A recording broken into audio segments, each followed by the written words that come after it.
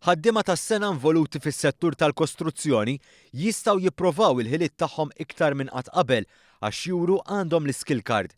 L-ewwel 30 persuna li kienu rikonoxxuti uffiċjalment tal-ħiliet tagħhom ingħataw din il-kard fi preżentazzjoni f'Baċir numru 1 biex xogħol il-ġmiel tiegħu fuq l-Università Amerikana ta' Malta fl-isfond.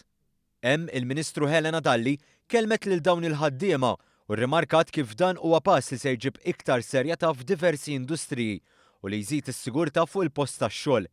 Fil-fatt, apparti li l-ħaddiema jkunu rikonoxxuti tal-ħiliet tagħhom, ingħatat enfasi qawwija lis-sigurtà fuq il-post tax-xogħol. Ħabba safety u hekk hemm bżonn li tagħmlu u hija bżonn fil-verità u li tagħmlu ġifieri ifhimni jiena ħessejt li għandi nagħmilha u intihom parili n-nies li jekk jagħmluha veru aħjar għalihom ukoll.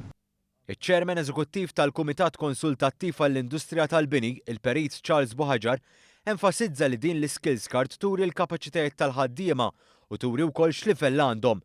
Bl-ewwel snajja indirizzati kienu l-assistant electricians, il-plumbers, il-bajjada u l-kaħħala. Din tfisser li wieħed ikun konformi ma' liġi għax se tkun rikjesta li kull wieħed li huwa li għandu x'jaqsam mal-industrija tal-kostruzzjoni ikollu skill card. Barra minn hekk, l-skills card se tkun qed tgħin ukoll fil-ġlieda kontra x-xogħol fis-suq l-iswed, fejn ħaddiema li aktarx ikunu ġejjin minn barra mill-pajjiż u li joffru xogħol inferjuri bi prezzijiet irħas ikunu vvantaġġjati.